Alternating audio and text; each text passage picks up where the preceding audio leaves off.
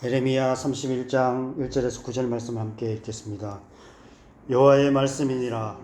그때 내가 이스라엘 모든 종족의 하나님이 되고 그들은 내 백성이 되리라. 여호와께서 이같이 말씀하시니라. 칼에서 벗어난 백성이 광야에서 은혜를 입었나니 곧 내가 이스라엘로 안식을 얻게 하러 갈 때에라. 옛적에 여호와께서 나에게 나타나사 내가 영원한 사랑으로 너를 사랑하기에 인자함으로 너를 이끌었다 하였노라. 처녀 이스라엘아, 내가 다시 너를 세우리니 내가 세움을 입을 것이요 내가 다시 소고를 들고 즐거워하는 자들과 함께 춤추며 나오리라. 내가 다시 사마리아 산들에 포도나무들을 심되 심는 자가 그 열매를 다시 따기 시작하리라. 에브라임 산 위에 파수꾼이 외치는 날이 있을 것이라. 이러기를 너희는 일어나라. 우리가 시온에 올라가서 우리 하나님 여호와께로 나아가자 하리라. 여호와께서 이와 같이 말씀하시니라. 너희는 여러 민족의 앞에 서서 야곱을 위하여 기뻐 외치라.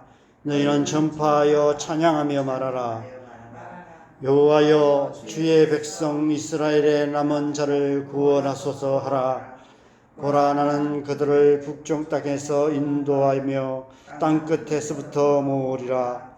그들 중에는 맹인과 다리 저는 사람과 잉태한 여인과 해산하는 여인이 함께 있으며 큰 무리를 이루어 이곳으로 돌아오리라.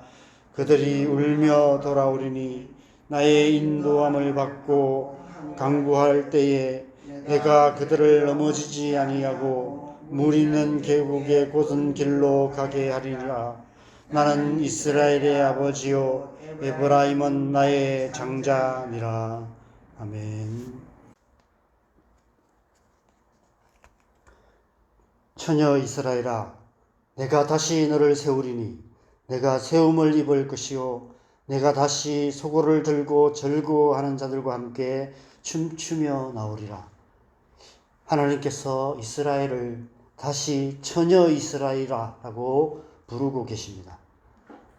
작년에 묵상했던 13장 26절 27절에서 하나님께서 이스라엘 백성들을 향해서 이렇게 탄식하셨습니다. 내가 내 치마를 내 얼굴에까지 걸쳐서 내 수치를 드러내리라. 내가 너의 간음과 사악한 소리와 들의 작은 산 위에서 내가 행한 음란과 음행과 가증한 것을 보았노라. 화 있을진저 예루살렘이여, 내가 얼마나 오랜 후에야 정결하게 되겠느냐. 그런데 이제 그들을 처녀 이스라엘이라고 부르고 계십니다. 어떤 의미입니까? 하나님께서 그들을 정결하게 하실 것을 말씀하시는 것입니다. 지금 바벨론의 포로로 끌려가 극한 환난을 당하고 있는 그 시간이 무의미한 시간이 아니라는 것입니다. 하나님께서 그 시간을 통해서 이스라엘 백성들을 정결한 하나님의 백성으로 다시 세우시겠다는 것입니다. 2절 말씀에 칼에서 벗어난 백성이 광야에서 은혜를 입었나니 라고 말씀하시는 의미가 그것입니다. 그 옛날 애굽에서 종로로 타던 백성들이 하나님의 은혜로 출애굽하여 광야를 통과하는 동안 가나안 땅을 유업으로 취할 수 있는 하나님의 백성으로 온전하게 되었듯이 바벨론의 포로 생활이 그들을 정결하게 하는 광야의 은혜를 입는 시간이 될 것이라는 것입니다.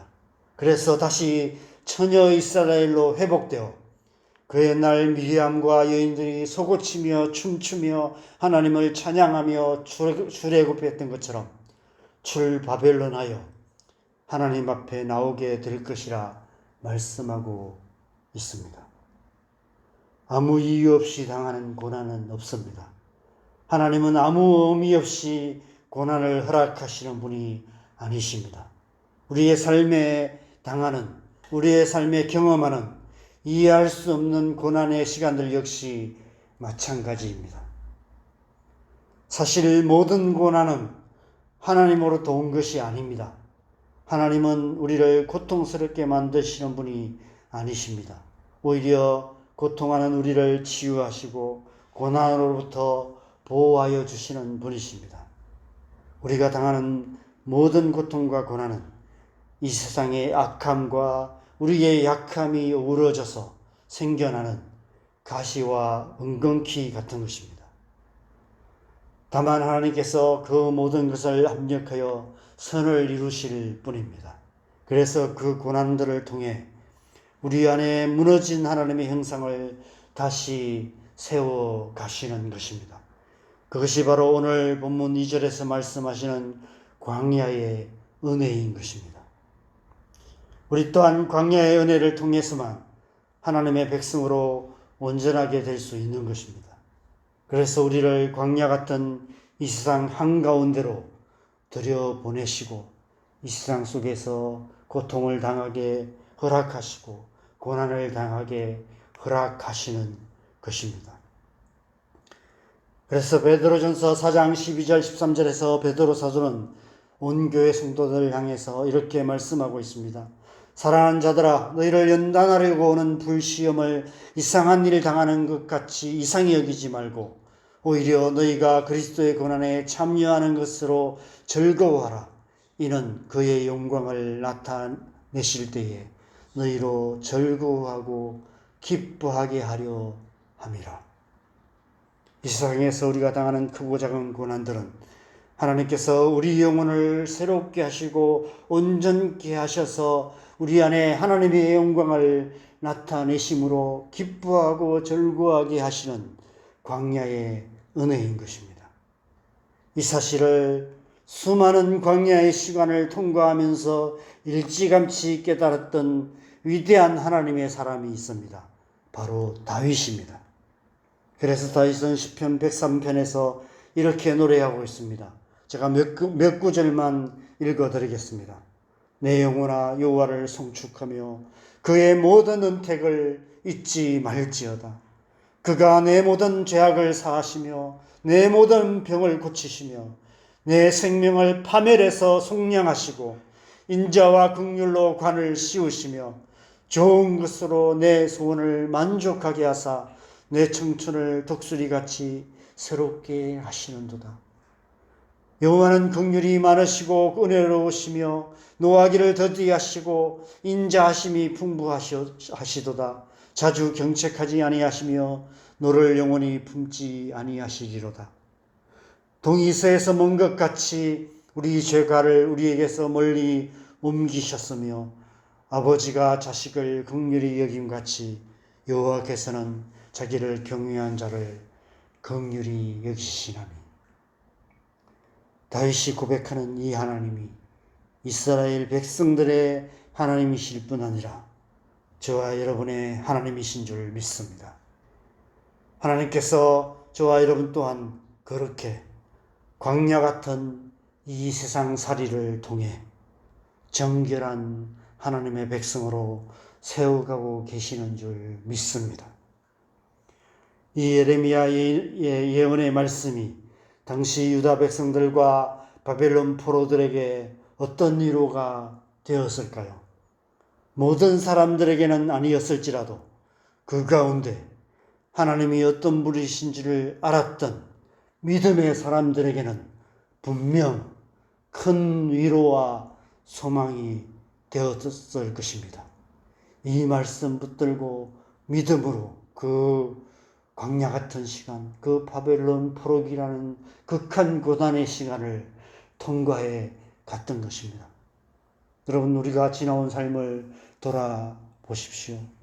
그런 시간들이 있었을 것입니다. 참 죽고 싶다 이런 생각이 들 때도 있었을 것이고 이렇게 살아야 되나 이런 마음이 들기도 하고 정말 하나님이 살아계신가, 정말 하나님이 나를 사랑하시는가 의심되는 그런 순간들이 많이 있었을 것입니다. 그런 순간마다 성령께서 우리 가운데 믿음 주셨고 하나님의 말씀이 우리를 붙들어 주셨기 때문에 지금 여기까지 이르게 된 줄 믿습니다.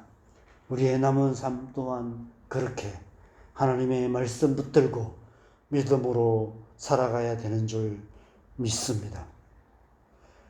그렇게 큰 바벨론 포로기에 하나님 이 말씀의 위로를 받고 이 말씀 붙들고 믿음으로 살았던 대표적인 사람이 다니엘이 아니었을까 생각됩니다. 다니엘은 바벨론 왕 느부갓네살의 1차 침공 때 포로로 끌려갔던 포로기 역사의 산정인이었습니다.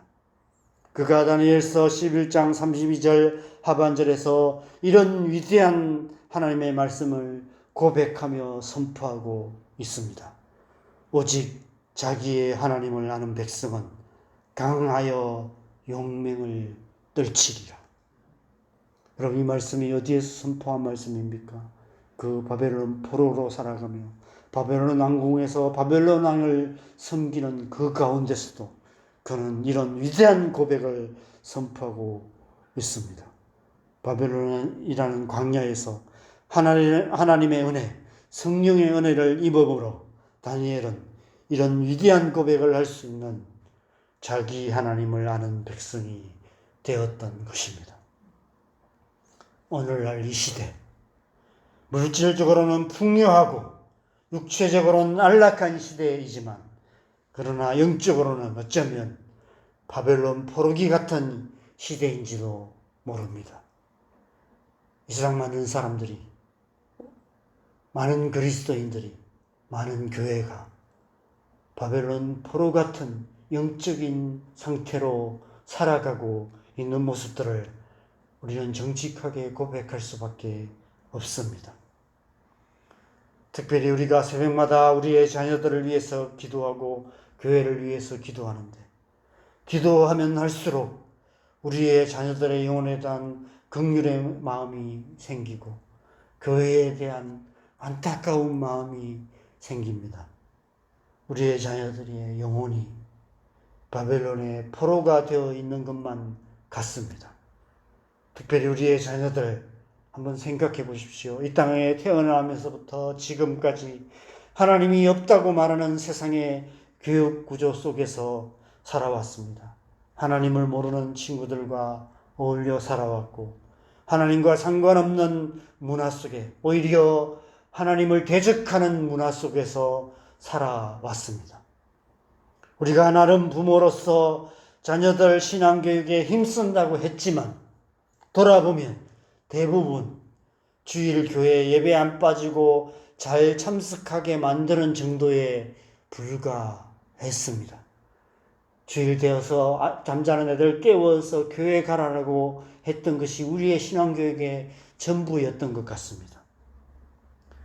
부모인 우리가 매일매일 순간순간 삶을 통해 하나님의 살아계심을 보여주지 못했습니다. 교회가 우리의 다음 세대들에게 자기 하나님을 아는 백성이 강하여 용맹을 떨치는 삶이 무엇인지 삶으로 가르쳐주지 못했습니다. 그래서 오늘날 우리의 다음 세대들이 사사기에서 말씀하시는 하나님을 알지 못하는 다른 세대가 되어가고 있는 것 같습니다. 어쩌면 그래서 하나님께서 지금 이때에 예레미야서를 묵상하게 하시는지도 모른다는 생각이 듭니다. 하나님으로부터 점점 멀어져 멸망으로 향하고 있는 하나님의 백성들을 보며 날마다 눈물로 기도하며 온 마음을 다해 하나님의 말씀을 전했던 눈물의 선지자 예레미야처럼 우리 또한 이 시대에 우리의 자녀들을 위해, 우리의 다음 세대들을 위해, 우리 교회를 위해 눈물로 기도하며 온 마음으로 하나님의 말씀을 전해야 할 때인 것 같습니다. 이 새벽 시간이 그런 시간 되기를 소망합니다. 오늘 하루 우리의 삶이 그런 삶 되기를 소망합니다. 하나님께서 다시 우리를 회복하여 주시도록, 우리의 다음 세대들을 하나님의 세대로 세워 주시도록, 교회를 교회답게 다시 새롭게 해 주시도록 눈물로 기도하는 시간 되시기 바랍니다. 처녀 이스라엘아, 내가 다시 너를 세우리니 내가 세움을 입을 것이요 내가 다시 소고를 들고 절구하는 자들과 함께 춤추며 나오리라. 우리의 자녀들에게, 우리의 다음 세대들에게, 이 땅의 모든 교회에 이 말씀의 은혜가 임하시기를 눈물로 기도하십시다. 눈물을 흘리며 씨를 뿌리는 자는 기쁨으로 거두리로다. 울며 씨를 뿌리러 나가는 자는 반드시 기쁨으로 그 곡식단을 가지고 돌아오리로다. 이 시편 126편 말씀처럼 오늘 본문 5절에도 이렇게 말씀하십니다. 내가 다시 사마리아 산들의 포도나무들을 심되 심는 자가 그 열매를 따기 시작하리라. 우리의 기도를 통해 다시 이 땅에 이 하나님의 약속이 이루어지게 될 줄 믿습니다. 우리의 삶에, 우리의 가정에, 우리의 교회에, 이 땅과 열방에 하나님의 나라가 가득하게 되기를 간절히 소망합니다. 이 새벽에 우리가 함께 이 말씀 붙들고 함께 기도하는 시간 갖겠습니다. 여러분, 지금 우리는 영적인 바벨론의 시대를 살아가고 있습니다. 그래서 이 시대에 하나님께서 다시 눈물의 선지자 예레미야처럼 우리를 다시 그런 삶으로 부르고 계시는 줄 믿습니다.